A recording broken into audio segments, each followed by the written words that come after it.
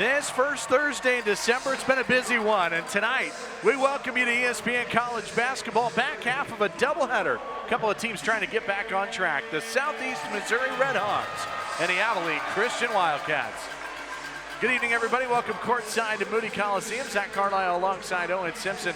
Well, two teams trying to get back on track. SEMO, Southeast Missouri, coming off a big win against Denver. Abilene Christian has lost a couple in a row. Both teams trying to get going here tonight. Yeah, in the first month, the Wildcats really have struggled to win those close games. Well, they got another chance here. Likely close game going down to the wire, and a chance to get back on track for them as well. Got a lot of talent on the floor. Let's take a look at our impact players in this matchup between these two teams, and we've got a guard and we got a post for one side or the other. Alex Caldwell for SEMO doing a lot of good things. Colton Cole, they need him to be big tonight for the Wildcats. Alex Caldwell comes into this game with 4 consecutive matchups with 12 points or more. This guy is a natural scorer and especially talented as a sophomore. Watch out for him tonight. Meanwhile, on the other side, Colton Cole hasn't been the inside force ACU needs from him so far. He's putting up good numbers shooting, but they want him to be more aggressive on the boards. He's only averaging 4 rebounds a game, and they need more from him as a 7-footer. These two teams played a year ago, but they are meeting for the 5th time ever. Southeast Missouri leading the series 3-1. They played in Missouri a season ago, and Abilene Christian was successful there in Cape Girardeau, Missouri. Red on white. It's going to be a fun matchup.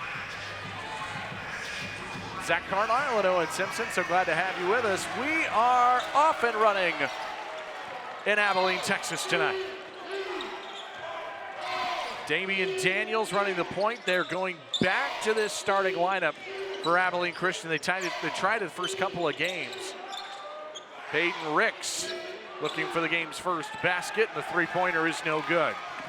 Not the shot you want to start off for as a Wildcat. Just not a well-composed shot from Ricks, but the team's leading scorer nonetheless. This could be a lot of half-court sets in this game, a little more defense, and not as much up-and-down transition game. So we'll look to see how these defenses respond. Ball tapped out of bounds. Southeast Missouri at 3-4 on the year.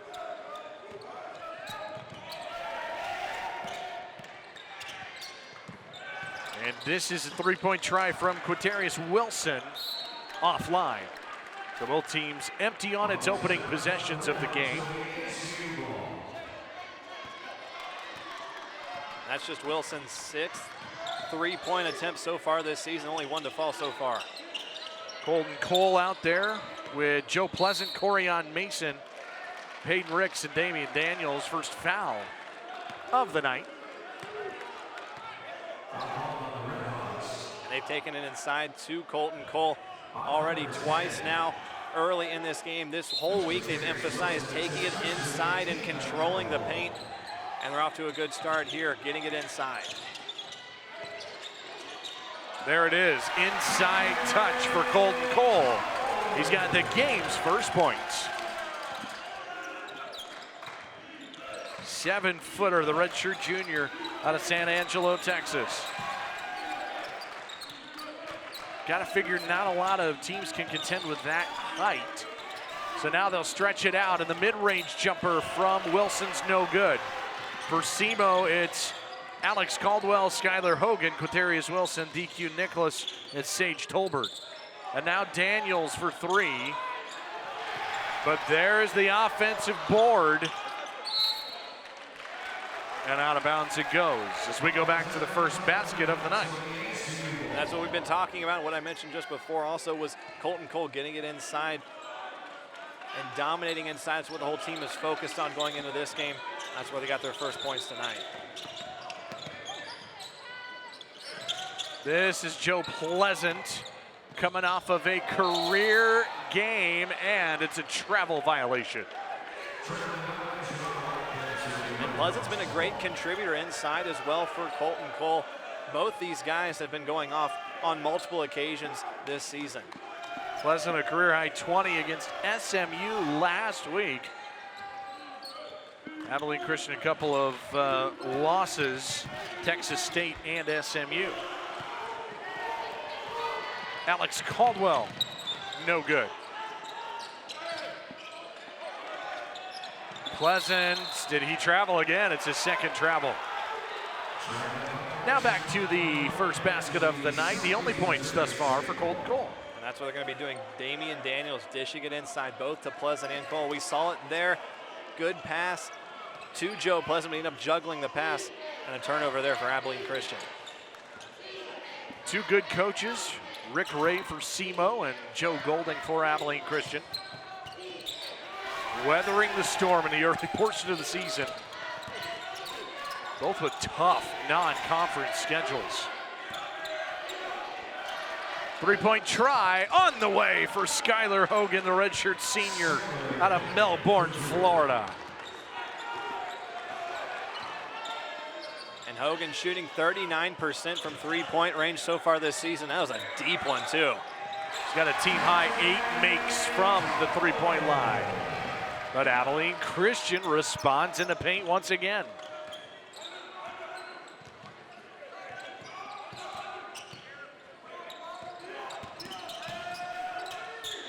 Dribble drive action for Sage Tolbert, the sophomore out of Richmond, Texas. That'll be the question, is how does SEMO attack this really good Abilene Christian defense?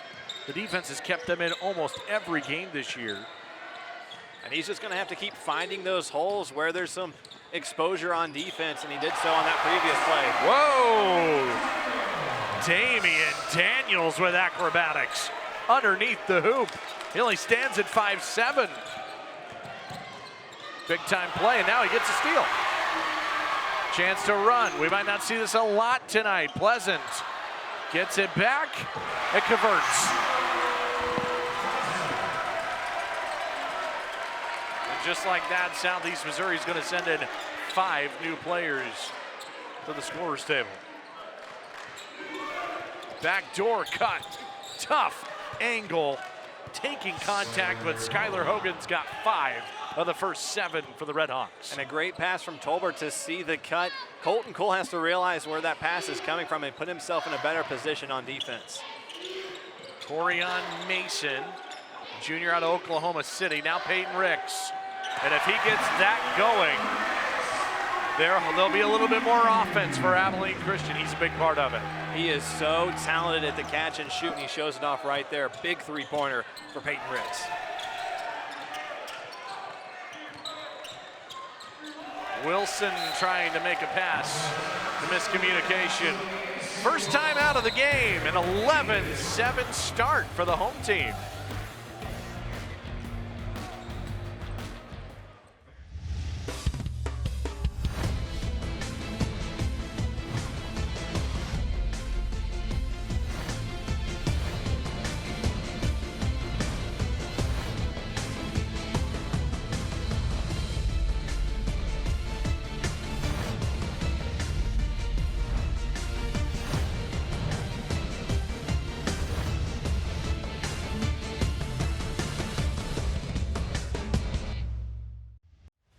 The Southland Conference, 13 member institutions, over 4,200 student athletes, achieving success in the classroom while excelling in 19 NCAA Division I sports and making a difference through serving others and giving back to the community.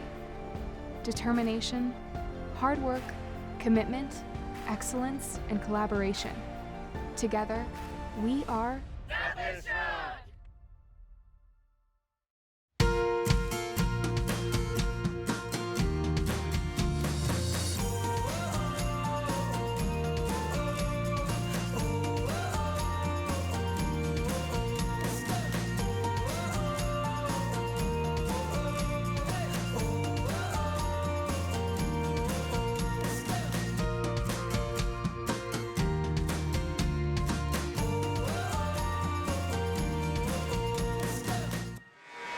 Well, the shooting's been really good so far. 18 points in less than 5 minutes combined between the sides. Offense that we weren't sure if we were going to see early on in the game. And both teams have been able to find holes on opposing defenses so far. A few shots have fallen, tough shots that have fallen. I'd like to see if they make any adjustments after the first break. Trey Lennox off the bench into the game, finds Peyton Ricks, who's got his second triple. They would love to see him start to heat up a little bit. Number 5 in white. And we just mentioned the catch and shoot. It's what he's talented at doing. 2 for 2 on those. 6 points. Arion Simmons with a powerful rebound. We got subs on both sides. It's a brand new 5 for Southeast Missouri. This is Ricks. Oh, almost got his third. Oscar Cow with a basketball now. Looking to kick, and the only man remaining in the game is from the starting lineup, Skylar Hogan, missing the 3 for the Red Hawks. Here comes Reggie Miller and Abilene Christian. And there's Simmons. He found himself open, got it back. That may be one of the biggest challenges for Abilene Christian this year. Talking to their coaching staff, they, for some reason, Abilene Christian can't make a shot inside right now, and it's really been a struggle offensively, is right there next to the hoop. And this week they've completely focused in practice on defense creating their own offense. They want to force turnovers and get some fast break points going for the reason that we just saw. They've struggled inside the paint scoring. Hayden Howell, number 23, out on the floor defensively for Abilene Christian. Mid-range jumper is on the way. And what a great start it has been for Skylar Hogan. He's got 7 of the first 9 for SEMO.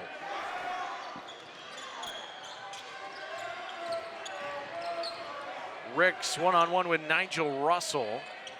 Now the top of the key, Darius Agnew guarding Howell defensively. Miller. He's left-handed, gets the friendly roll. The southpaw from the free throw line. That was just a beautiful shot, creating his own space despite being outsized and outmatched inside the paint. He gets it to fall. Nice fun little one-on-one matchup. Junior Darius Agnew, and oh my goodness, denied by the freshman Arion Simmons. Whoa. Let's take a look at that one more time. The one-on-one coverage, good take inside, but even better defense, Arion Simmons, my goodness. Hammer, meet nail.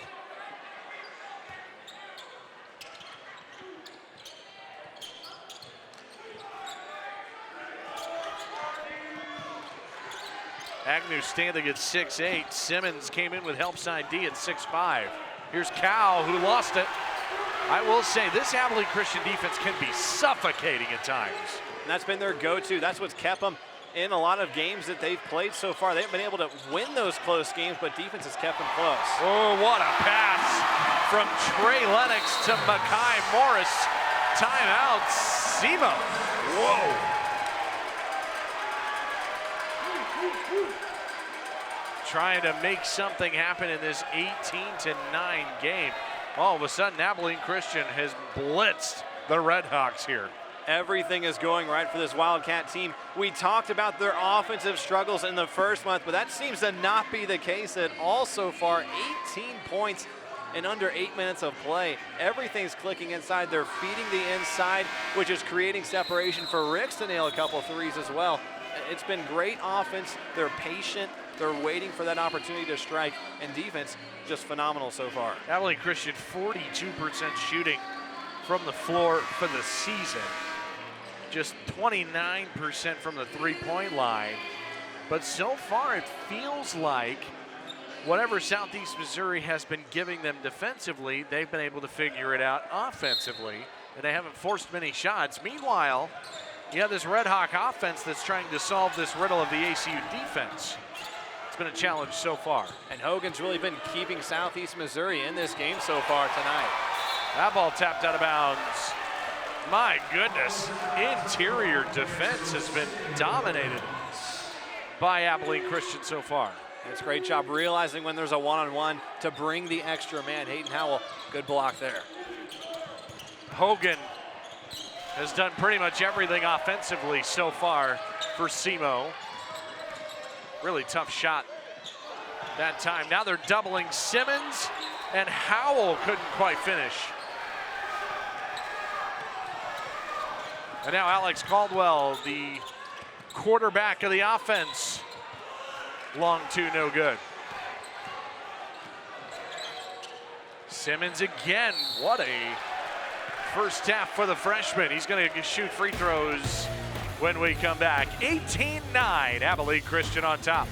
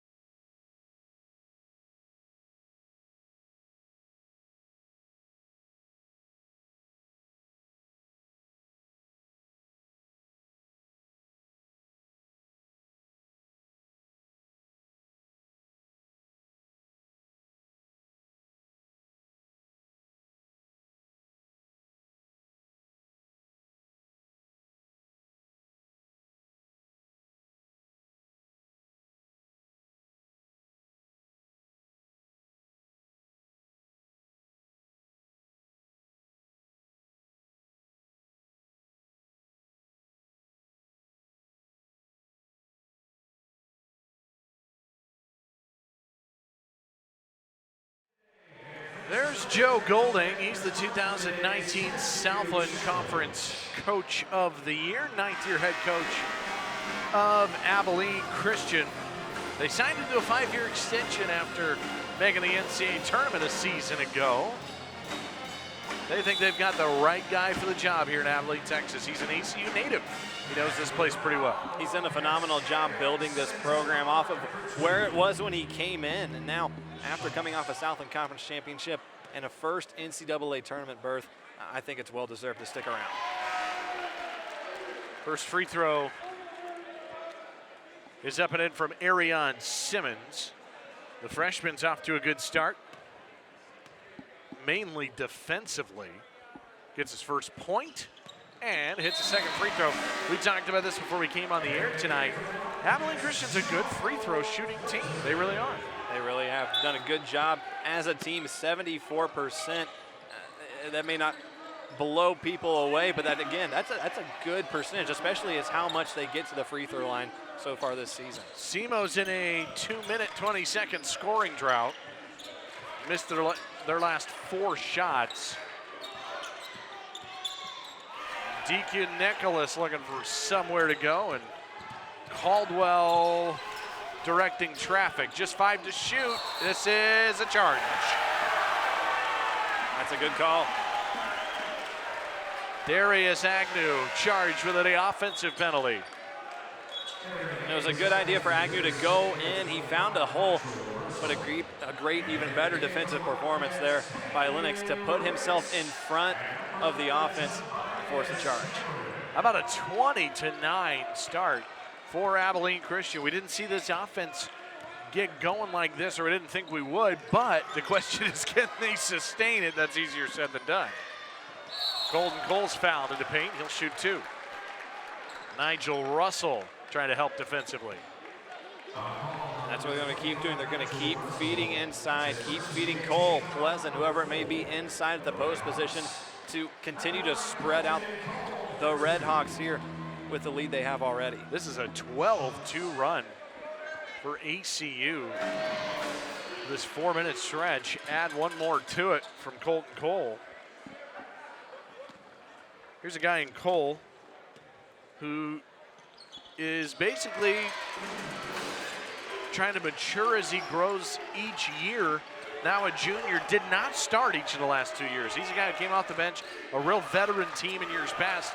Now he's the guy, and he has to be the guy inside for ACU. He put a lot of work in the gym during the offseason after winning the conference championship. He's bigger, he's stronger, and that's what he's going to need to be if he's going to be successful inside. Agnew fought hard. He nearly lost control of the ball, but the junior out of Starkville, Mississippi. Gets SEMO into double figures. Pleasant looked a little out of control there. Now Caldwell. Boy, that was a tough pass to try to find Sage Tolbert. Tapped out of bounds. It sticks with the Red Hawks.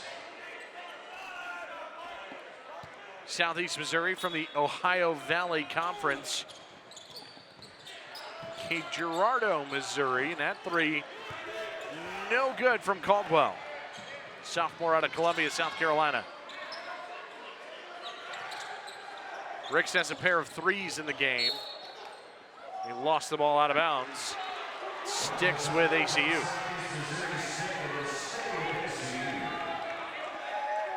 Caldwell didn't agree. He thought it should have been. I don't think he did. I don't think he agreed with that call at all.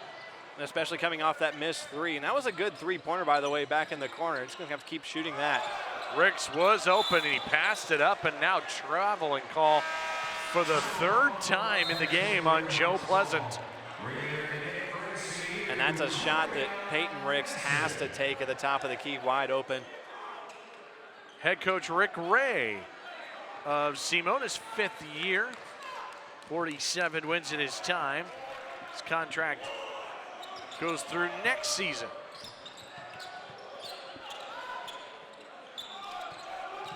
Hired in April of 2015, became the first African-American coach in program history for Southeast Missouri. And this is a foul on Abilene Christian. It'll either be Mason or Cole. And it is Corian Mason. And we're seeing SEMO try to do the same type of thing. Work the offense inside out. But there's so many good defenders in that paint for Abilene Christian. It's been tough sledding for Agnew so far. It's the first. And what Southeastern Missouri has just simply had to do is once they've kicked it in, the shots haven't exactly fallen inside, but they've kicked it outside. And there's been a few three-point attempts so far. They just haven't fallen for them yet. One of two, offensive board, and somehow Russell couldn't get it to go.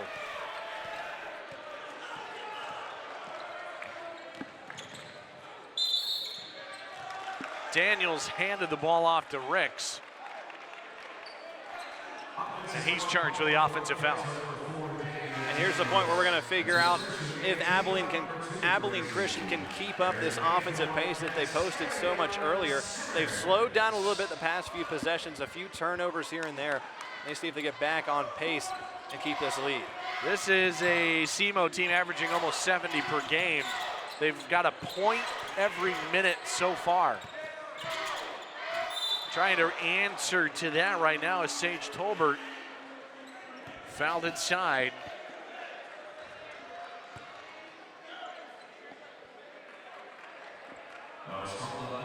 Tolbert, the sophomore to Richmond, Texas. Really good in his rookie campaign a season ago. So you're talking almost 11 minutes in and just 12 points for the Red Hawks. Second one is offline. And if they want to keep in this game, they're going to have to spread out the offense. Simmons ran the floor and Daniels found him. Because right now, Southeastern Missouri, most of the points coming from Hogan, 7 points so far. They're going to have to spread it out offensively in the production if they want to stay in this game. That ended a 2-minute scoring drought for Abilene Christian. So SEMO couldn't take advantage of their defense getting some stops. That floater, no good. DQ Nicholas couldn't get it to go.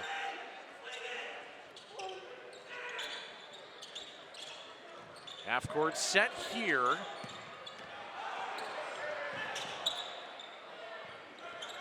Mason not known as a three-point shooter, and that one rims out. And if he's going to take that shot, he has to take it after the pass, not after the defense is able to get back on him. Not a wise decision there for Mason. 0 of 8 on the year. Here's Tolbert. That's no good. Way off to the left. from Tolbert, just his second three-point attempt of the year. He's 0 for 2. Mason wants his 9th try. That one's offline as well. And the Redhawks starting to double Pleasant inside whenever he gets the ball, and it's creating a lot of pressure for Abilene Christian to shoot the three. Pleasant with 2 points, but if you mentioned it again, he's had 20 last time he was on the floor, and that was in Dallas against SMU. And there's a three that goes home for the Redhawks. DQ Nicholas, a huge basket as SEMO just tries to get some offense going. And he went off for 24 points earlier this season. His first bucket there, a much needed bucket. Ricks kept a pivot foot down with Nicholas all over him. 10 to shoot for Abilene Christian, and it's Damian Daniels, the sophomore out of Kansas City, no good.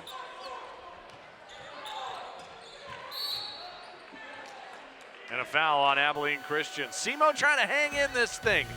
9-point game, 7-minute mark.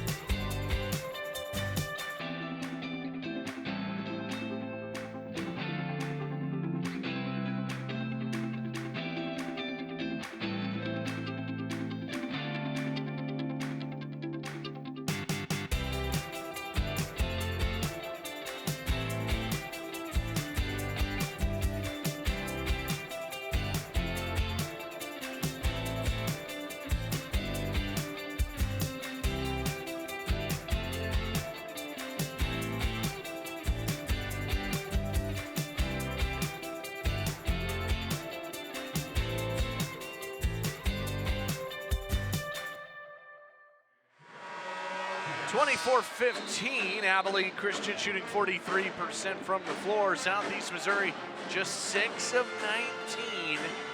Can they get things going? They're going up against an incredible defense in Abilene Christian.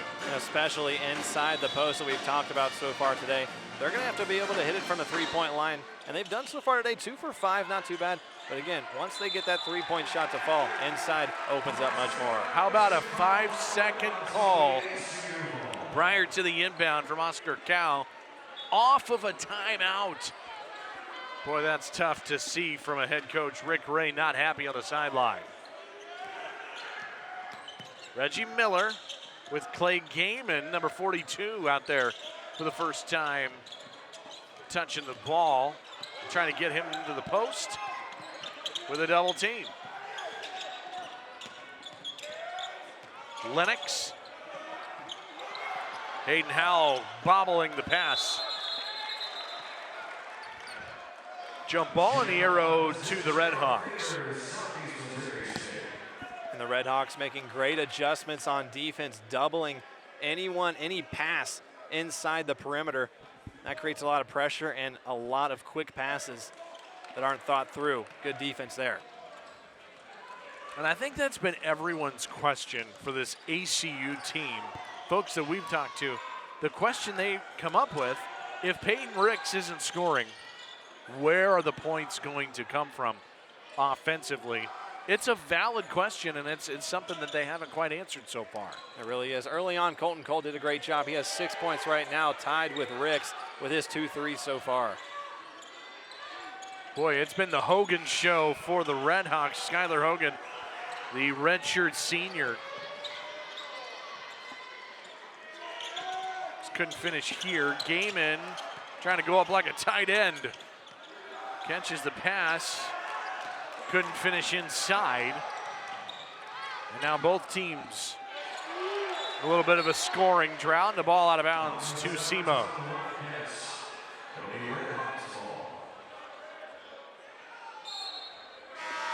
It's been 3.5 minutes for the Wildcats. It's been 2 minutes without a point for the Red Hawks. And both teams now kind of in a struggle on offense. 1 for 7 are the Wildcats in their past 7 attempts. And then, as you just mentioned, SEMO in a scoring drought. Hogan missed, but he was right there for the putback. And it's a touchdown difference. Boy, not an easy pass from Cole to Gaiman, but a little spin pirouette off the glass. And putting Colton Cole in for the Wildcats changes everything on the defensive side. It changes what personnel are being guarded for Southeastern Missouri, and that created a lot of separation there inside. That ball's tapped around, and Riggs has a clear out, and he will lay it in.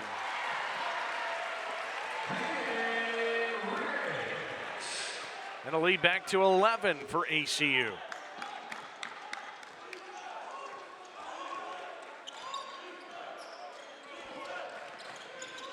We posed the question.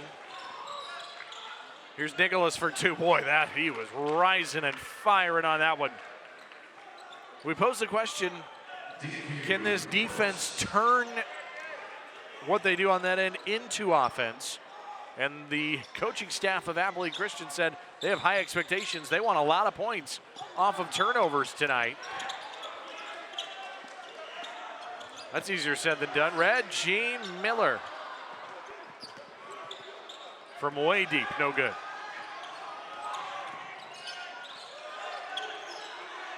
Hogan on Gaiman, speed disadvantage for Gaiman, but he still won the battle. Ricks pass a little too high over his shoulder. 9-point game, 3:55 in the first.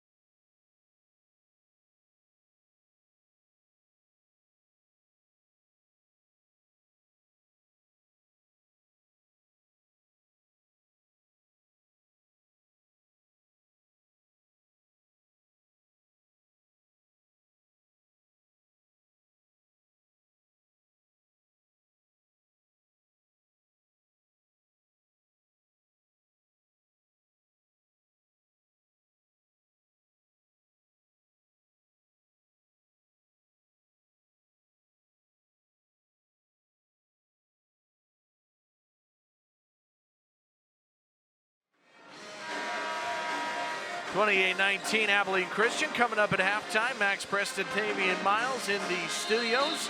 They'll go over game 1 of our doubleheader, featured an Abilene Christian win over Tulsa women's basketball.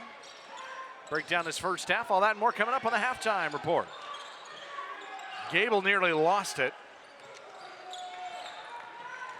Just 19 points thus far for the Red Hawks, and it's just been tough in the paint. It just feels like every time they drive in, that was Russell that time, there's just 4 white jerseys surrounding him. And now Cole, that little baseline baby hook. And Abilene Christian, the first one to 30. And out of the 30 points, 20 of them coming inside the paint. And as you mentioned, the paint's been tough to go by for points as far as Southeastern Missouri has. Only 8 points in the paint for them. Hogan rising, fire, no good.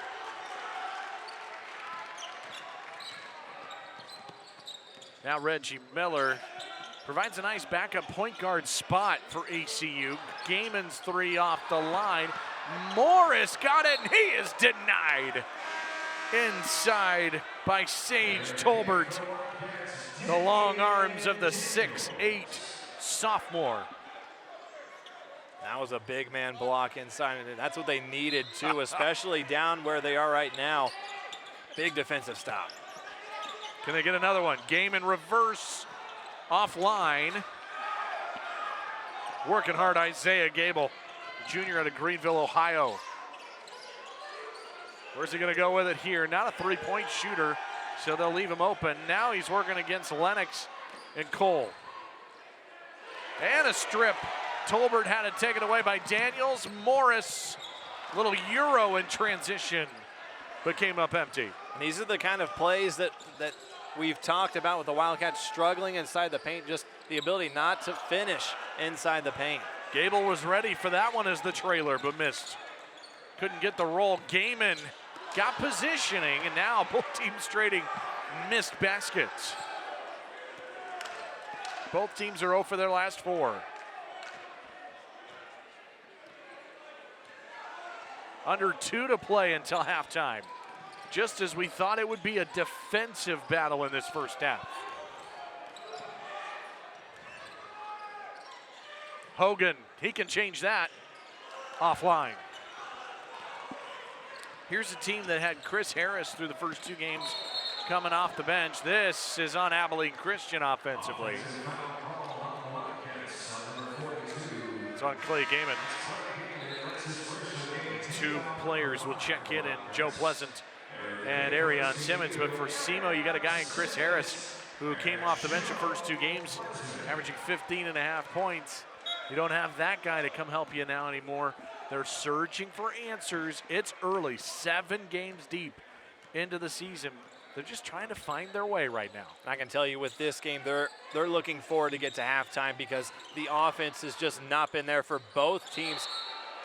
Just not wise takes inside the paint like we just saw there from SEMO. Wildcats struggling to make layups. It's just been that kind of first half for the past few minutes. Is that something you want to see from the Redhawks, trying to spread the floor a little more? Or how do they go and combat this offensively against a great defense, as we mentioned? Well, they've taken the ball inside so much. Only 7 3-point attempts outside. 2 of them have fallen. They need to spread it out if they want to get back in this game in the second half. Simmons missing in the paint. SEMO getting a stop. I mean, you figure you're holding ACU to just 30 points, so you feel pretty good about your defense thus far. Jordan Love checks into redshirt freshman out of Durham, North Carolina. That's a place that folks know pretty well. May house a certain Duke Blue Devils basketball team that may have lost to a Southland Conference team last week.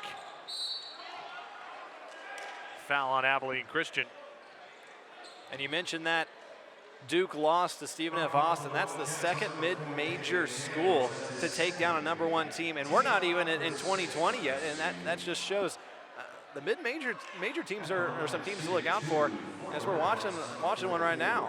It's the first ever Southland Conference win over a #1 team to go into that place and do that. Cameron Indoor, you kidding me? Incredible. Agnew good on the first. 46 ticks until the half. In what amounts to be a big game for both of these teams. You got SEMO trying to build off of what they did against Denver in the Thanksgiving tournament. The Cable Car Classic in Santa Clara, California. You got Abilene Christian looking for his first win against a Division I opponent this year. That's just the story of the first month of November, struggling against Division I teams. Joe Pleasant from distance. The sophomore hits his 3rd 3 of the season. That's a good confidence booster. The big man himself taking it deep from the perimeter, and they're back up double digits. What a dagger in the end of this first half for ACU. No shot clock. Caldwell, rise and fire, smooth. And something positive for SEMO to take. Almost went in for Peyton Ricks. Halftime in Abilene. The guys in the studio have it on the other side.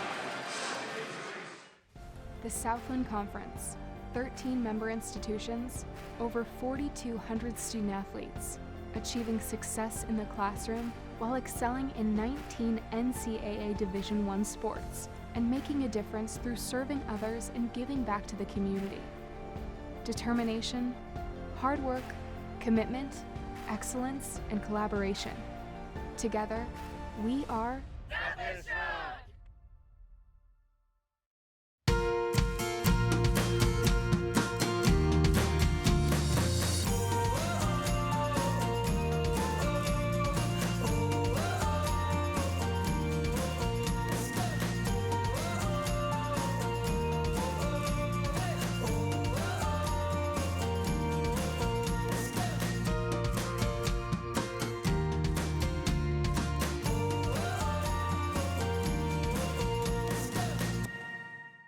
ACU TV provides a place for people to come to learn and to grow and to also be a big part of what's going on at ACU.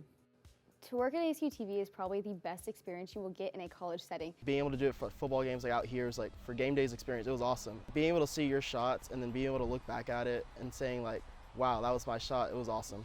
It looks amazing in here, and I know Neil Santana spent so much time redesigning it, and he did an amazing job and really truly made it look like a news station would. Getting to work with Grant, talking with the coaches regularly, this has just really given me a lot of experience moving into the real world. The work on the floor, getting to teach people, and then also getting to be right there with the basketball players. I couldn't compare it to anything I had done before. Watching all the clubs at Sing Song get their awards and just being so excited was such a rewarding thing to see because we were able to help contribute to that. It was just an incredible experience overall. To see my work broadcasted nationally is so incredible. And the pressure of filming on a live broadcast for people to see around the world is just, it's a different feeling than just a regular game filming for the screen. It's just perfect experience for the real world. You're going to be in a control room. Somebody's going to be giving commands, telling you to switch over to this camera or to put this graphic up there. You know, you got to realize this, I wouldn't be doing this anywhere else. I think ACU provides me this blessing of an opportunity. The ability for ACU TV to be so flexible and cover literally every section of campus is amazing. We're here for the campus. We're here to better the community and show that ACU has a lot of great things going on. It helps us become more of a community and cultivates support for our athletes, for our students who are succeeding and doing TEDx and Sing Song. And it's one of the biggest benefits I see as a student is just that ACU TV really does an incredible job bringing us all together as a campus.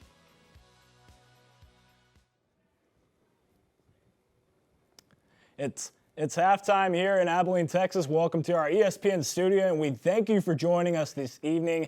The ACU Wildcats are leading 33-23 at halftime. Hasn't been too much of a game for the Wildcats, but they're still in the lead. They're not really getting the right shots, but hey, a lead is a lead for the Wildcats. We want to talk more about the men here in a second, but the ACU women welcomed in Tulsa, a team with more Division I years under their belt, but ACU looked to be in full control of this game. Is that right, Tavian? That is right. Dominique Golightly had 22 points, 3 rebounds, and 2 assists in this one. She did score her 1,000th career basket. Brianna Wright, guard, 22 points, 3 rebounds, 8 assists, also had herself a night. She did finish 10 from 11 from the free throw line. That is a stat to mention. Lexi 2K usually has a double-digit figures, but she did finish with 6 and 8 in this outing. What about that, Max? Absolutely. So like you said, big night for Dominic Golightly. She gets her 1,000th career point, and then Brianna Wright, always good from behind the three-point line, 22 points, and she led the Wildcats. Ultimately, the ACU women are able to get the 73-63 win over Tulsa. A pretty big win for them. They're rolling this season so far. They're doing really good, and I think we can, really depend on them to do good moving forward and maybe make another tournament run this year. Well, that's all we have for the women. When we come back, we will talk more about the men, their first half of the game, ACU men against Southeast Missouri. Thank you guys for joining us. And when we come back, we'll recap the men's first half.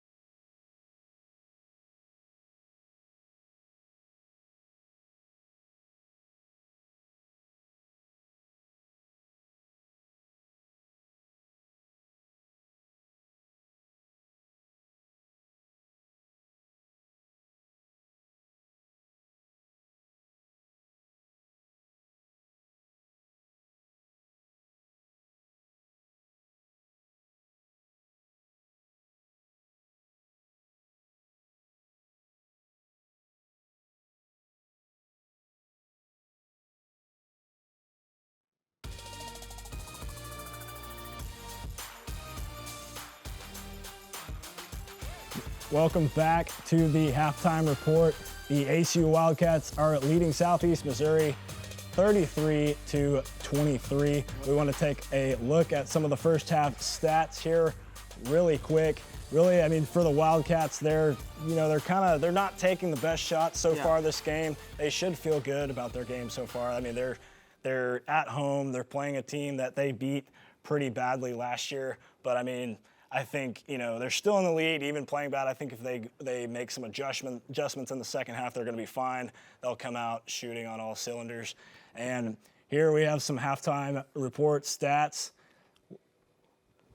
And so you take a look. So, I mean, obviously, they've played pretty good defense so far, I think, is the key to their game. 9 of 29 for Southeast Missouri, and then they've made 13 of 35. Out-rebounding Southeast Missouri's ACU. But if you look at the points in the paint, 20. We got some big guys. Colton Cole, he's 7 foot, obviously. They are able to get more physical in the paint. They're able to play big man ball. And, I mean, I think they're out-manning Southeast Missouri in the paint. Would you agree, Tavian? I would agree. Colton Cole has 8 points, 2 rebounds, and 1 assist. I would like to see him go and attack more and grab more boards for the Wildcats. They are currently shooting 13 for 25 from the field. Peyton Ricks did play a huge role in that, as he has 8 points and 1 rebound. Southeastern Missouri State, they have Skylar Hogan with 9 points and a rebound. Look for him to take off more into this second half. Currently, DQ Nicholas behind him with 5 points.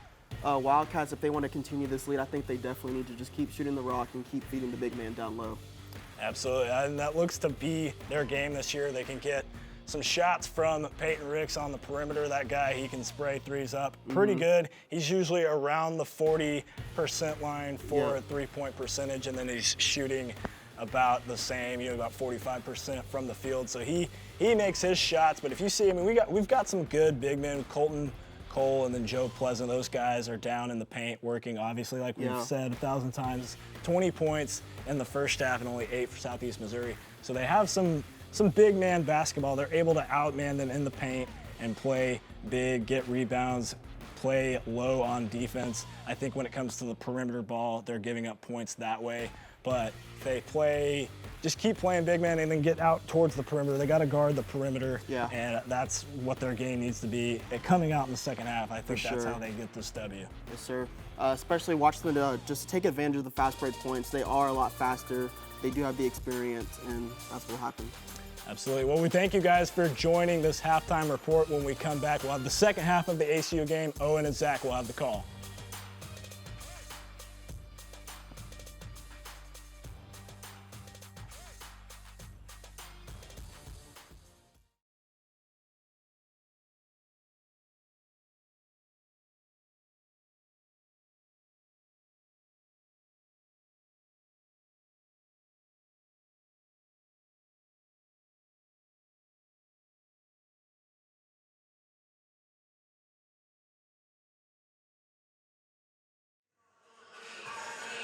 Second half ready to go. Abilene Christian at Southeast Missouri, the Red Hawks and Wildcats. Great job by the guys in the studio for the halftime report. And off we go with half number 2. Here in Abilene, Texas, Zach Carlisle alongside Owen Simpson. Glad you're with us on ESPN+. Good start for SEMO. Alex Caldwell, much needed jump shot. Just 2 points in the first half for Caldwell. They need to find some offense here in half number 2. And they only led for under a minute, 42 seconds in the first half. But it's been competitive. It hasn't been all Abilene Christian throughout the game. They're going to need to get that lead back and get on a run early in the second half. First foul of the second half goes against the Red Hawks. Low scoring first half. Really, for both sides, no question. Tough take, Joe Pleasant. And those were the shots that Abilene Christian struggled to make near the end of the first half, missing their layups, but a great shot. Great make there from Pleasant. I don't think that was supposed to be a shot from Caldwell, but it hit the rim. And then Sage Tolbert cleans up the mess. I thought maybe it was supposed to be an alley-oop. That's what I thought. Cole catch. Boy, they just go up top of the big fella. He goes right to the hoop on that right side.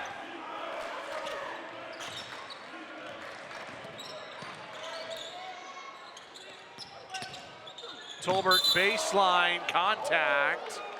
And that's a blocking foul on Corian Mason of ACU. Lead at 10 for the Wildcats. Largest lead of 13 in the first half. You know, it's a deceptive 41% shooting for ACU. It doesn't quite feel like they're shooting 41% from the floor. Caldwell knifing to the hoop, and it's a charge. Is that Mason who took it for Abilene Christian? That was a big hit he took inside. But a great job just staying in there and just taking the hit. Good defensive effort there from the Wildcats. This is a Colton Cole basket on the other end of the floor. And he's really answered the call so far today. 4 for 5 shooting, 10 points. The only player in double figures so far in this game for both teams. Pleasant to Daniels.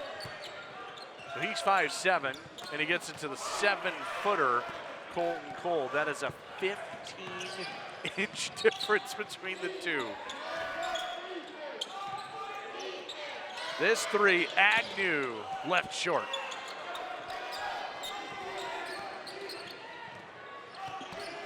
Ricks. He had a game-high 8 at halftime. And that's a good shot by Ricks. Wide open. It may not fall sometimes, but you just got to keep shooting until that shot finally falls. He's been relatively quiet since those 2 threes earlier back in the first half. Corian Mason, that's his 3rd personal foul. He's been called for 2 in his second half. The other one could have gone on him and was called a charge instead.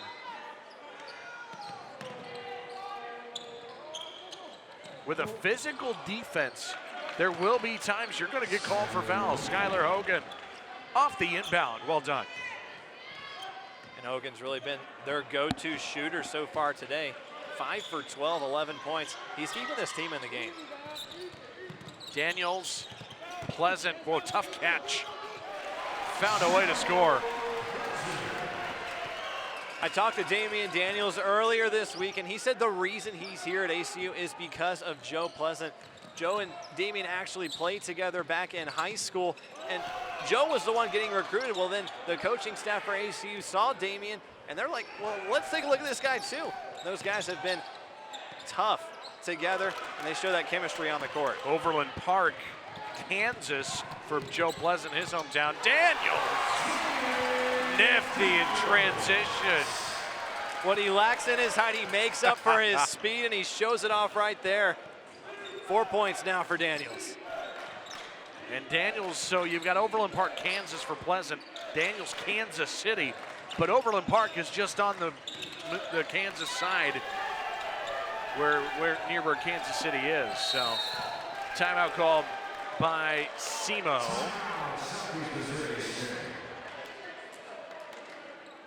As they trail by 12 points. And that will take us to a timeout, 41-29 in Abilene.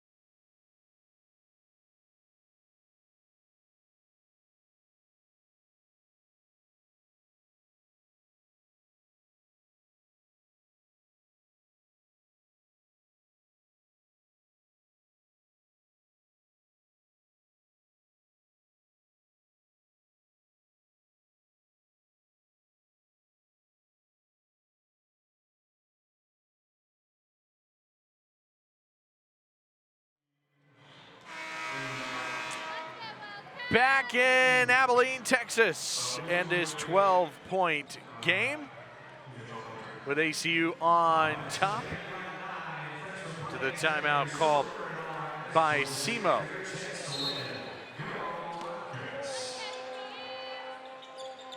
The Redhawks just 12 of 35 from the floor. Cal nearly lost it, got it out to Morrison.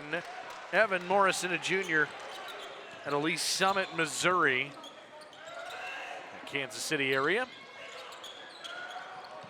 But now ACU goes back inside, and Joe Pleasant's taken over for ACU into paint. It was Cole a lot in the first half, and Pleasant's been so good so far in the second. And Pleasant and Cole have done a great job at finishing inside the paint, which is something they've desperately needed all season. Doing a great job here tonight. Morrison, a guy on the floor, number 12, doesn't play a ton. He's a walk-on to the Red Hawk team. He's out there trying to provide a spark. Jordan Love goes off window.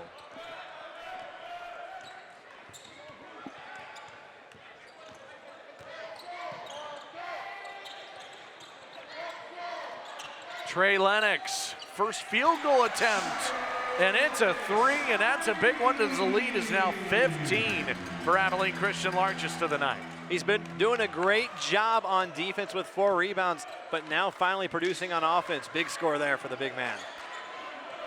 They consider him to be one of their top defenders. Here's a defensive play. Joe Pleasant, transition. What a night for the sophomore. He's got 13, a game high, backing up what he did last Friday at SMU with 20 points. And there's been a lot of growth from year 1 to year 2 for Pleasant. He's bulked up, and his IQ is so much higher than it was in the first year at Abilene Christian. Cal, the lefty out of Taiwan. Now Daniels, another lefty. Simmons, boy, that was bodies all over the floor. No call in the lay-in for the big 6'5", 264-pound freshman. The momentum's all on Abilene Christian's side. They needed a response on offense here for the Red Hawks. Who's that off of? And it will stay with SEMO. It's a 7-0 run and a 13-2 run. And the lead is 19 points for ACU, their largest of the game.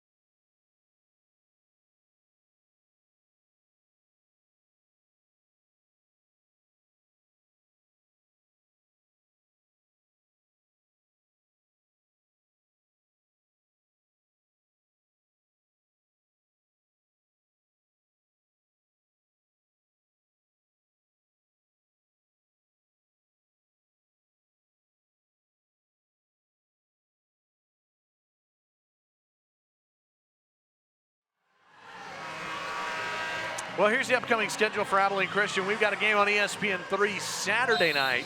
It's Dallas Christian, Howard Payne in town. Then it's the Southland schedule, New Orleans and Nichols.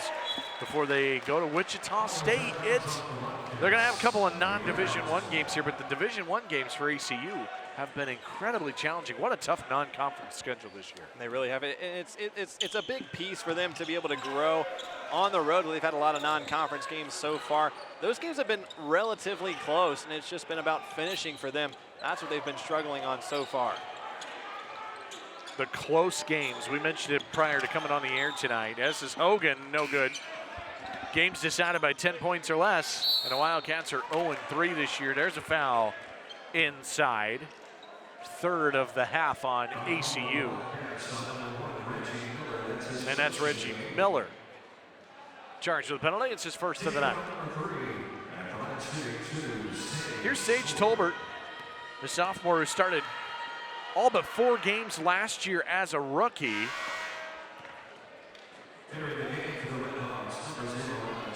Went to a couple of different high schools, began in Richmond, Texas, then went to Charlotte, North Carolina. Found his way to Southeast Missouri.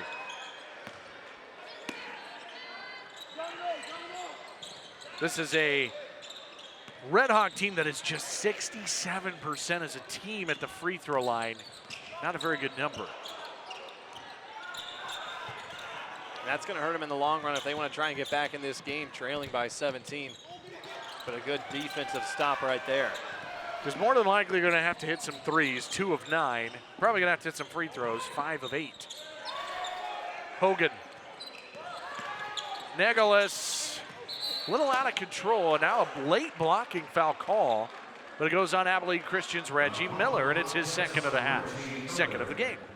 Looking at Abilene Christian on the offensive side, they've been a little streaky on offense. They came out really hot, 18 points in the first 8 minutes of the first half, and then they stuttered off after that, only scoring 33 in the first half, and now it's back to the hot streak. 17 points they scored in the first 6 minutes here in the second half. Now the question is, can they continue that? I think that starts with Colton Cole as he comes in, and as well as Joe Pleasant, who's currently getting a breather, I should say, on the bench. And he deserved one, no doubt Absolutely. about it.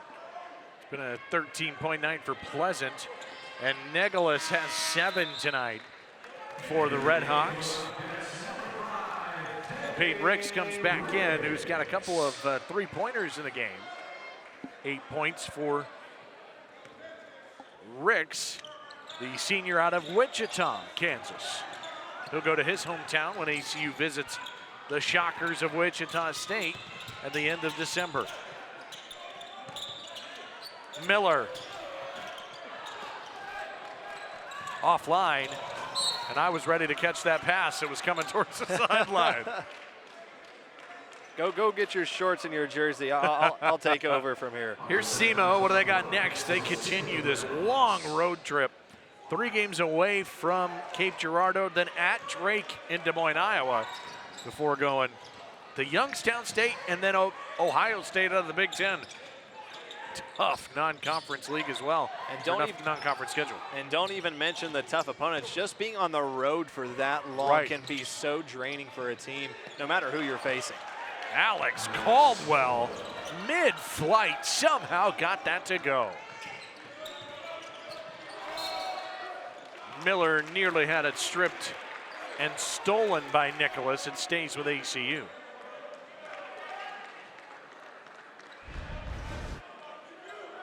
Take a look back at that soaring shot that you spoke of. Takes it in, great move outside, and a friendly roll. Friendly roll on the road. How often does that happen? They're trying to get Gaiman post up for Abilene Christian. Now they get it to him, and he is going to shoot 2. And Gaiman's had a tough time outsized in the paint so far. He's just 1 for 5 and 2 points, but he's showing the effort nonetheless, and now puts it at the free throw line for 2 shots. Going up against, Quintarius Wilson, who has got 2 inches on him, but Wilson's also 215 pounds. So Gaiman connects on a free throw. He's got 3 points in this matchup tonight. Here's a guy who was just absolutely deadly in high school. One of the most pure scorers you'll ever see. 83 double-doubles? What? In 4 years in high school. Pretty special from Nevada, Missouri. That shows some athleticism on both sides, being able to get those rebounds when it matters most. And as a sophomore, he shows promise. SEMO works out of the double team. Now a backside lob, and Hogan comes up with a 10 to shoot. Caldwell. Wilson, time running out. It's a charge. Makai Morris takes the charge for Abilene Christian. And there may have been a little bit of acting there on that on that charge by Morris, but a great play defensively for the Wildcats. Late in the shot clock. Looked like he got his feet set. It's tough to tell. That pass is picked. Nicholas. Gonna get it back. Rewarding himself. No good.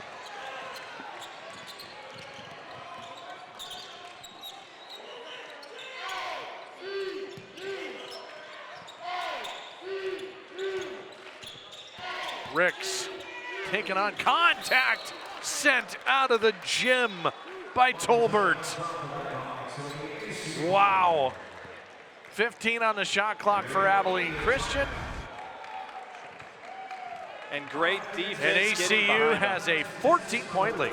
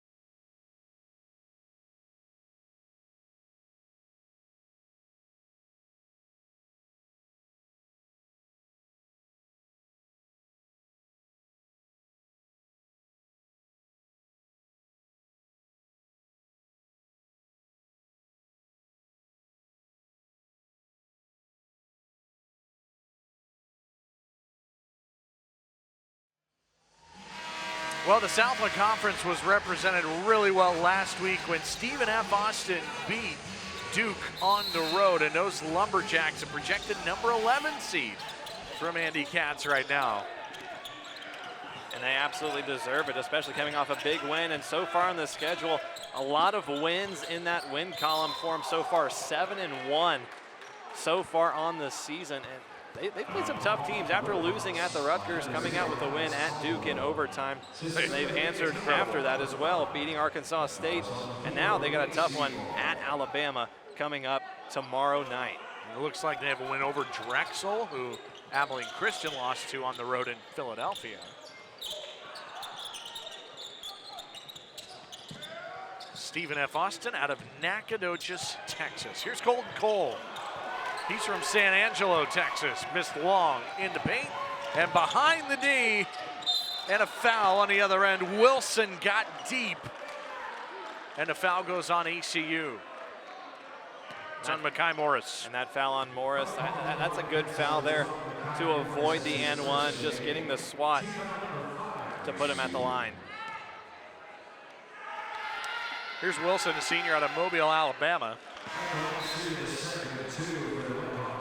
Redshirted last year, transferred from fellow Southland Conference school McNeese. He was a former McNeese Cowboy and a third-team All-Southland performer 2 years ago.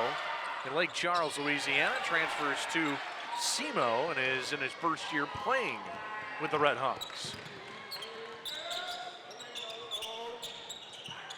This game far from over. Just a 13-point deficit if SEMO can get some shots to go. Abilene Christian playing kind of ball control using the shot clock on its possessions. Pleasant corner three. Whoa! What a shot. Maybe they should move him to guard. He's 2 for 2 so far tonight from three-point range. It is so valuable when you have a guy of his size and his athleticism who can shoot the ball from beyond the perimeter. He was 2 of 9 coming in all season from distance. 2 of 2 tonight. And it's just been his game and his court so far tonight. 16 points, 7 of 9 shooting, and 7 rebounds. 16 a game high. Hogan leads SEMO with 11 tonight.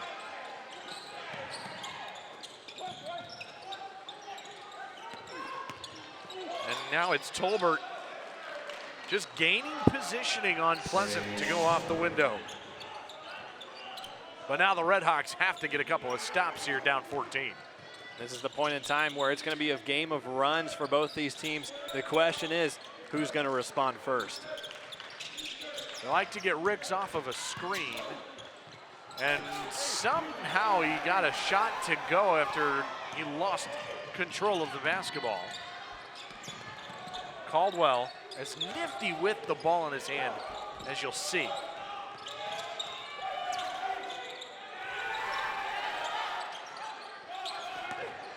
This is Wilson. Cole is on the ground. Wilson gets it back, and now a dunk. Tolbert. That's a big take inside for the Redhawks, and now they're putting on that full court press. I think it's a great move. What do you think? Absolutely. You can't ask for much better of a performance inside. Trying to speed up ACU just a little bit. Daniels fouled by Nicholas. Because if you let the Wildcats just use all of the shot clock every single time down the floor, you're gonna run out of time, I feel like, in this game down 12. And especially the way Abilene Christian's been shooting the ball here in the second half, now up to 44% for the game, and now catching fire outside from three-point range.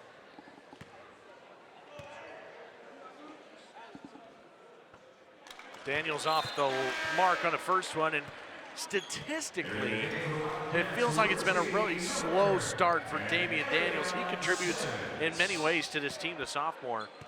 But as far as numbers go, it's not the season he would have liked so far. Yeah, scoring's been really hard to come by so far for Daniels. But he, as you mentioned, he is making noise elsewhere, and that's been passing the ball so far today. 4 assists.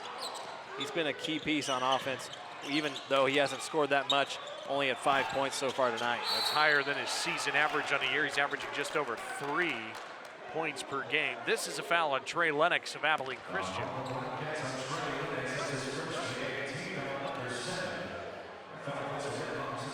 That is the 7th team foul on the Wildcats, and that puts both sides in the bonus the rest of the way. So 1-1 coming.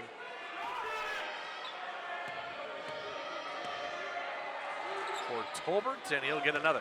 And you mentioned earlier how important this is going to be when it comes down to shooting the free throws, especially for SEMO, shooting about 67% as a team from the free throw line. If they want to get back in this game, they have to make these shots. SEMO picked 11th out of the 12-team Ohio Valley Conference. Belmont picked to win the league with Murray State right behind them. Got a league that contains teams like Jacksonville State and Austin P. Eastern Illinois. It's a good conference, you know, that Ohio Valley Midwest region. Daniels blocked. Caldwell. Pinball saves it. The ball's still loose, and Daniels comes up with it. And Joe Pleasant, well, I think they're looking at the shot clock. Yep. The shot clock reset. I don't think it should have, because it was still a loose ball. It was counting down to about 6 seconds. And there was never a change of possession. There wasn't. Because it was just saved from Caldwell. Are they going to keep 28 on the shot clock? That's a little surprising. Yeah, no one had true possession of the ball, so it should have kept ticking down. So this is an extra 28 seconds here for the Wildcats. Yeah, at least 20 seconds. And the ball did hit the rim, but it should have just reset to 20. Big. Pleasant one-on-one. Can Abilene Christian take advantage? Daniels offline. And he just hasn't been able to shoot the ball from 3 now. 0 for 3 here in this one. And he's 1 of 16 on the season. And that pass is rifled into the parking lot. Tolbert threw a missile to the SEMO bench. If they want to get back in this game, they have to avoid that. The points off turnovers has been absolutely killer for them so far for the Wildcats. Answering now 13 points off turnovers.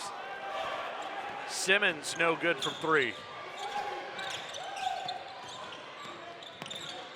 A lot of dribbling on this end of the floor, less passing it feels like for SEMO. Here's Caldwell. His skip pass.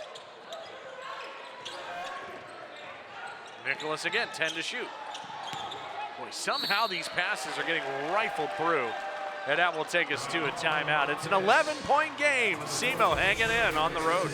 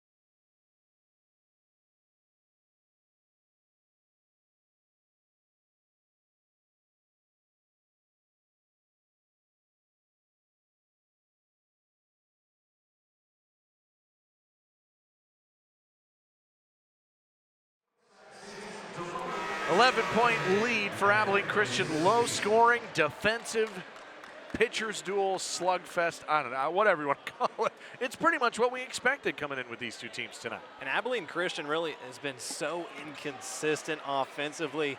They've had their hot moments and then they've gone absolutely cold. And they're in one of those cold streaks right now. 1 for their last 8 shooting, and Southeastern Missouri is starting to knock on that door, making it a 10-point game. Was 17 not too long ago. Sage Tolbert at the line. He's got a team best 14 points for the Red Hawks. And a bad pass is picked through the hands of Pleasant. Hogan, his putback is no good. What a tough moment for SEMO right there. And a big rebound there for Pleasant after making up for the turnover that went right through his hands. Big rebound for the Wildcats. Mason, baseline. Oh, the reverse, he's left-handed. That might get some folks sometimes when you're on that baseline with your right hand. Gets that one to go. And a big shot there. Bigger time than ever to get your first points of the game.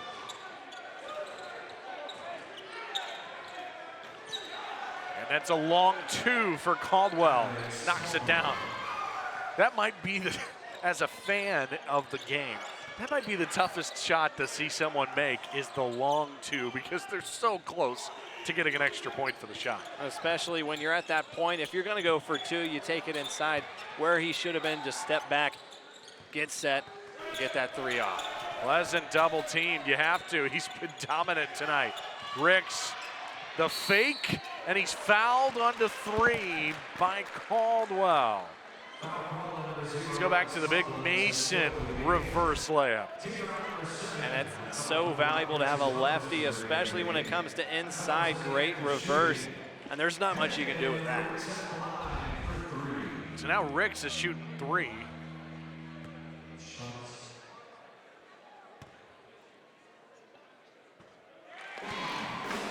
And the Wildcats really haven't been able to get to the free throw line thus far. That's only their 9th attempt so far in this one.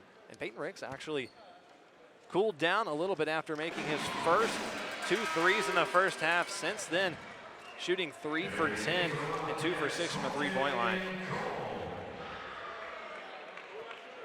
So you got Southeast Missouri, who ended November with a win against Denver. It's 3rd straight year they've ended the month of November with a victory to propel you into the big second month of the year. It's tough in December because you've got basically 2 holiday breaks to work around, which is kind of challenging. But to end November with some momentum is huge. And now they're trying to start December with a road win, and they trail by 12 as Ricks gets a steal, and he draws a foul. Tolbert charged. And Ricks doing the extra work, going the extra mile there. Got a little bit out of control, take it inside the paint, but is rewarded, though, with his efforts. He got away with one, didn't he? Just that a little might bit. not have been the best decision. No. Especially with a few other options outside the pass to. Yeah, he's back at the free throw line.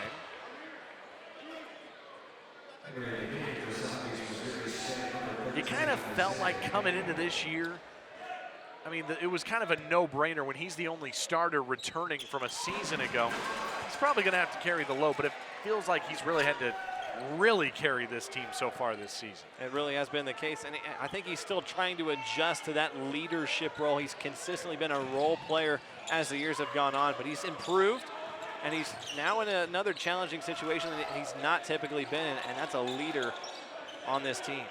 The Red Hawks are looking for a big shot offline from Gable.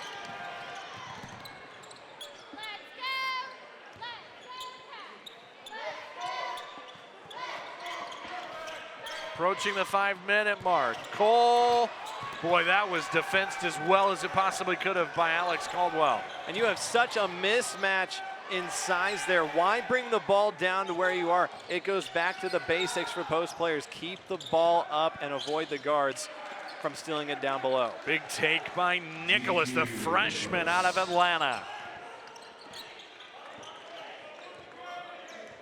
State champion in high school. Still a 12-point game. The Red Hawks aren't done yet, but they're going to need a run at some point. And here's Pleasant. They're going to have to put a couple of stops together. Ricks from way long. No good. He did that towards the end of the shot clock. Gable.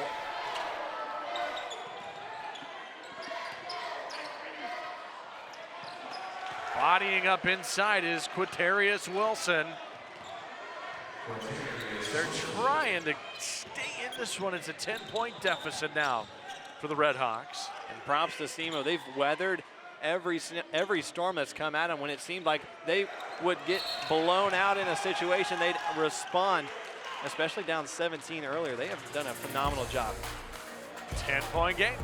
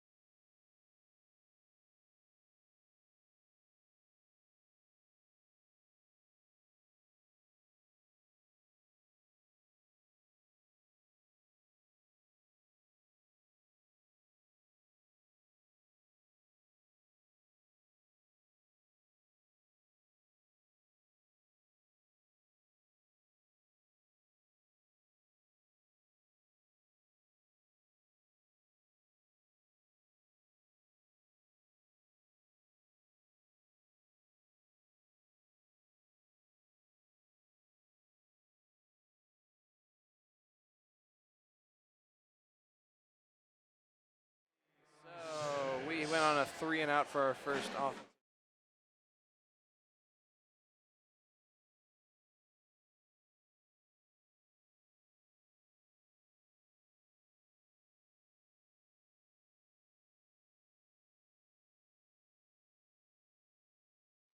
Well, the teams are shooting just a combined 22% from the three-point line, but Abilene Christian clinging to this 10-point lead, trying to close this thing out. We'll see if SEMO can get back in it. They need one more run in the final 4 minutes of this game. And it's been all about the bigs. As you mentioned, the three-point shooting just hasn't been there for both these teams. And looking at Abilene Christian, it's been all Joe Pleasant and all Colton Cole, both responsible for 26 points for their Wildcat team. 16 from Pleasant, Ricks with 13, Cole with 10 for ACU. Double figures for Southeast Missouri include Tolbert with 14. Hogan's got 11. I tell you what, Skylar Hogan got off to a great start, and I feel like he has been somewhat quiet probably the last 2/3 of this game, it feels like. Yeah, it seemed like after his shooting wasn't there earlier in the second half, he's kind of quiet since that point. 5 for 13 shooting, but again, 11 points. They got to get him the ball if they want to get back in this one. And he had 7 of the team's first 9. He's only scored 4 points since. And then looking over at Tolbert, I mean, he's been leading this team throughout the second half, and it's been about getting to the free throw line for him. 8 trips to the free throw line, 14 points, 4 of 6 shooting. And Tolbert also been a big impact inside with 9 rebounds. Free throws for Deacon Nicholas. He should get one more.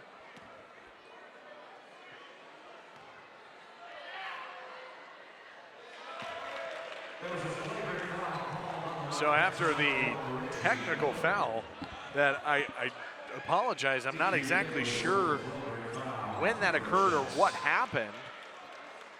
Yeah, I think we both missed that. Not sure exactly what the technical foul was on, but was something maybe said during? Because there was no announcement either. Right, and I don't know if maybe something was said during the timeout to an official maybe. I'm not 100% on that. And Ricks gets a steal, and did he keep it in bounds? No, he didn't. And if you're SEMO, that technical's huge. Because you get 2 points and the ball, and avoiding the steal here, you get the ball back, and 12 seconds left on the shot clock. You have a chance to make this a 2-possession game. 3.5 to go. Plenty of time. Caldwell, and he just couldn't finish the hoop. And SEMO's been really close to trying to get within a couple of possessions. They just haven't had some shots go their way. Credit the Abilene Christian defense as well. 2 good defensive teams tonight showing off. Ricks. How about the big fella bouncing it to another big fella? Cole to Pleasant, and that's a defensive foul on SEMO. And that puts the Wildcats at the free throw line. It's double bonus now time, so Joe Pleasant, 2 shots and 2 big shots here for the Wildcats. A bigger note that Alex Caldwell has fouled out of the game for the Redhawks. So that's the quarterback of this offense, the point guard, getting everybody set in position. No longer out there for Southeast Missouri, and now Pleasant at the line to basically try to respond to those 2 technical foul free throws. He's got one more coming.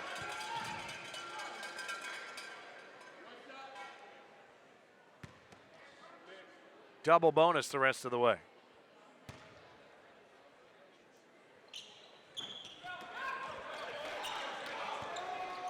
So now you figure Southeast Missouri, at some point they may have to hit a 3-point shot. They haven't hit one in the second half, 0 for 4. Gable wants to change that, and he cannot. And Cole gathers the board. And if they, as you mentioned, if they want to get back in this game, it is going to have to rely on the 3-pointer. It's a 3-possession game with 3-pointers. You're not going to get back in this game taking it inside. They might not need only 3s, but at some point you feel like they're going to have to hit at least one of these things. Because if you're the Wildcat defense, you know what's coming at you because you've seen it all game, and it's not been three-point shooting. Cole to Pleasant again. We've seen that passing combination a couple of times. Joe Pleasant's heading back to the free throw line. He's nearing another 20-point night. And the Wildcats are sticking big inside. They want Pleasant and Cole out there, and they're big factors, especially up 9. They want rebounds, and they want them on the defensive side big time. As we approach 2 minutes in this one, it's hard to state because you're thinking both teams are only 7 games into their season. So how big can this game really be? To me, it's huge for both sides. Abilene Christian trying to get a Division I win and give themselves a good feeling going into these next couple of games, and SEMO just trying to string something together. This is a big game tonight for sure. And right now, Abilene Christian in front by 10. I think the biggest thing to take away from this game for both these teams is they want to go into conference play with the momentum and with high confidence. And it's going to start here because that conference play is looming, and they want to get on the right track before that starts. Yeah, you mentioned if Abilene Christian could get the win, if this holds up, one, it would snap a 2-game losing streak. And then more than likely, you've got 2 non-Division I's coming up. So you win those 2 games, you got a 3-game winning streak going into conference play, where SEMO trying to build on one before they go to Drake and Youngstown State. This road trip just gets so difficult before conference play begins January 2nd at Austin Peay. And that's still the great thing about long road trips, though. It's tough on the guys, but it builds character and it builds the leadership that these teams need, especially early in the season. You learn a lot about your team on road trips early on, especially if they're long ones and you're gone for multiple days. A Thanksgiving trip is a really popular one in college hoops. Mason backdoor, what a pass, but he couldn't quite finish, and somehow he got it back. And it stays with Abilene Christian. It just seems like when a ball needs to bounce SEMO's way, it hasn't quite done that here tonight. They've kept flirting with that lead Abilene Christian's held on to for almost the entire game, but they just can't get over the hump and get this within a 1 or 2 score game.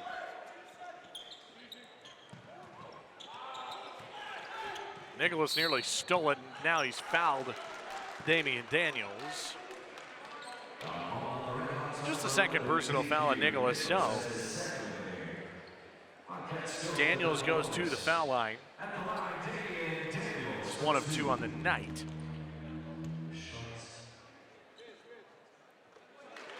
Just his 7th free throw attempt of the year. And they're hitting at about, as a team, that free throw percentage coming in with that make now. Sitting at 15 for 19. And that's big, especially in these close games. Abilene Christian, 74% as a team, a great number. Which ranks 4th in the Southland Conference. Top 75 in the country. Daniels fouls. And so Nicholas goes back to the free throw line. 3 years he was at Meadow Creek High School in Georgia before finishing at Scotland Prep School in Scotland, Pennsylvania. So a couple of moves over the last couple of years. Then wound up in Missouri. Subs for SEMO. Offense for defense substitutions. As we approach 90 seconds to go, and that's a foul prior to the ball going out of bounds.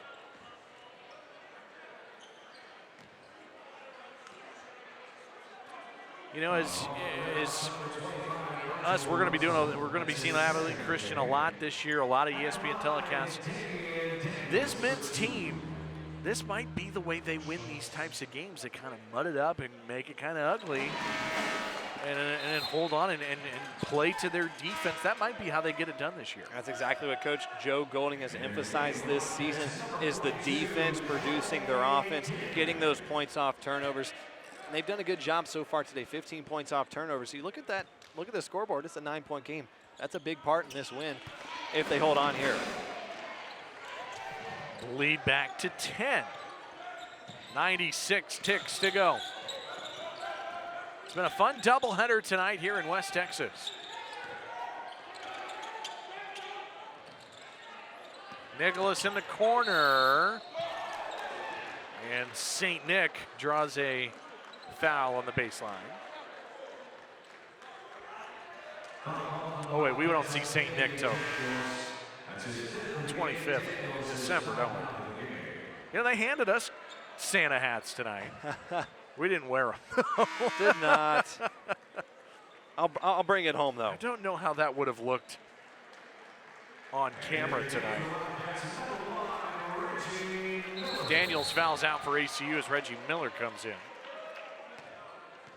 And looking at the stat sheet for him, 2 for 6 shooting, may not be the prettiest stat number, but 9 points, 4 rebounds, 4 assists. He's a well-rounded point guard. Good performance tonight.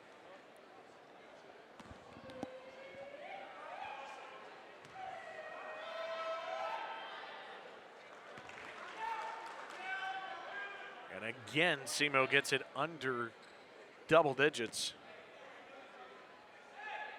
But they never went on that one big run to get back in. And you credit Abilene Christian for not allowing the Red Hawks to do so. It stayed at 8-10 and gets the 6 back to 8-10. It was all about responding to someone else's response. And Abilene Christian, most of the part, did a good job. This is a turnover, and then SEMO gives it right back. Nigel Russell couldn't hang on to it. And now Tolbert has to foul Miller in the backcourt.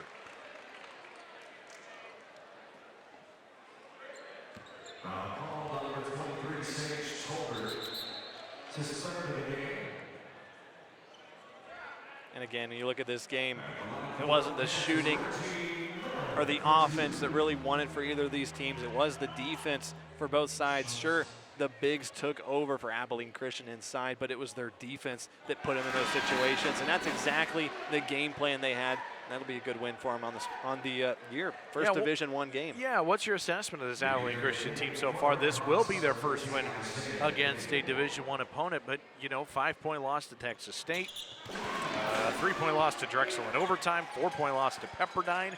Feels like they've been in this game or in these games all season long. What's your assessment of this team so far? The thing is, this is not the championship team they had last season. There is so much different about this team than there was last season, and with that, that means new role players have to go into a position they never were before.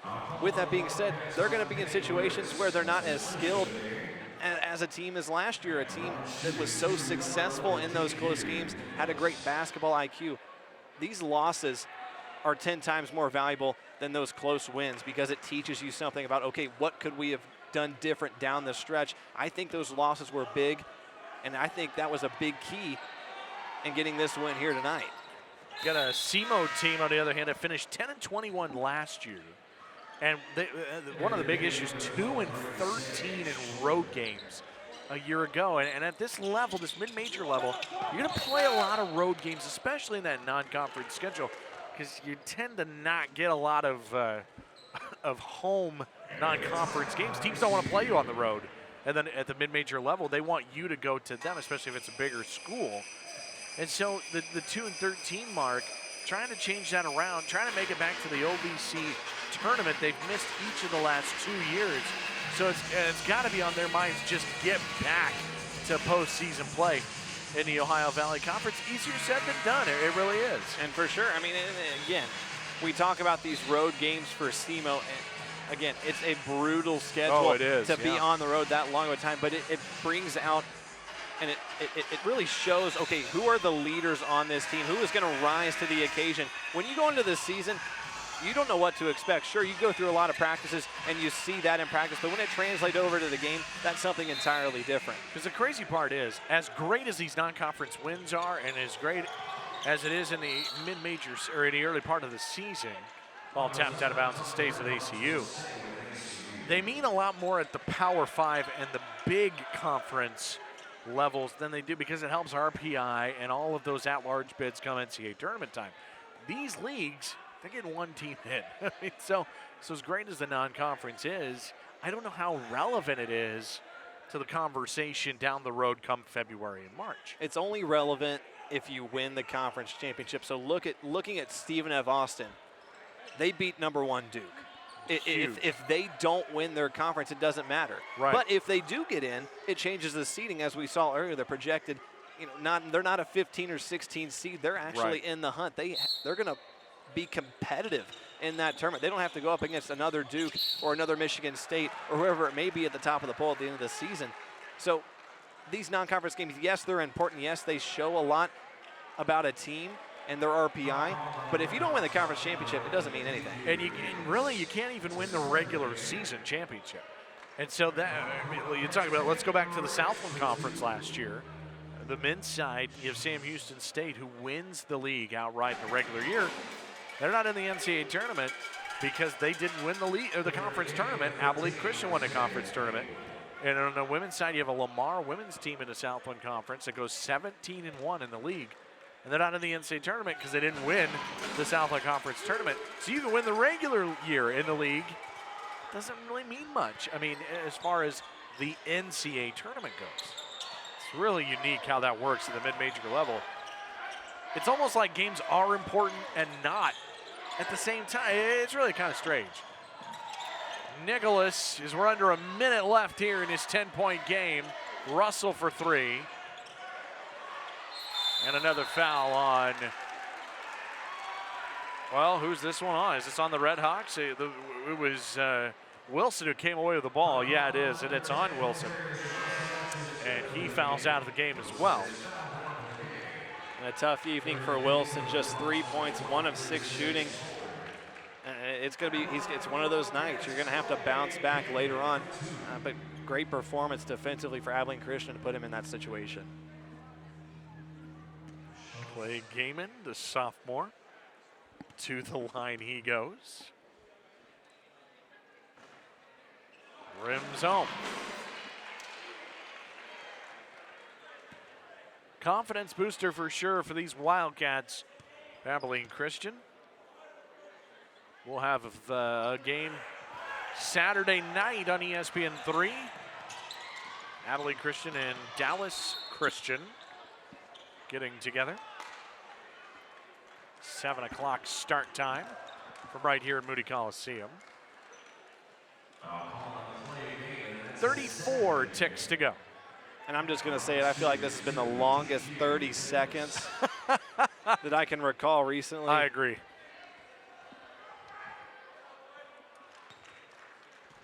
Back to a 10-point game because it just feels like, I mean, it's been the same narrative for about 8 minutes now. 10-point lead, 6-point lead, 8-point lead, 10-point lead. And we go ring around the rosy. 34.5 seconds.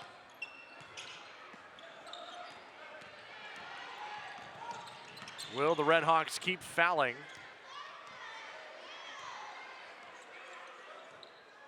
Three and a half seconds or so the difference between the game and shot clock. And the shot clock's going to run out before the game does, so the game won't be over on this possession. But Abilene Christian's going to go to 3 and 5. And Southeast Missouri is going to drop to 3 and 5. Still 3.2 to go.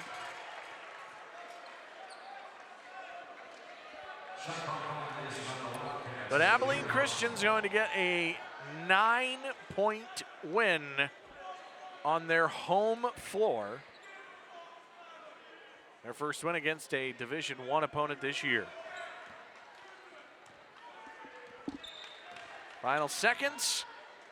That's all she wrote from Moody Coliseum tonight.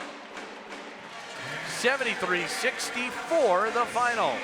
For Owen Simpson and our entire crew, the gang headed by Hutton Harris, I'm Zach Carlisle saying so long from Abilene, Texas.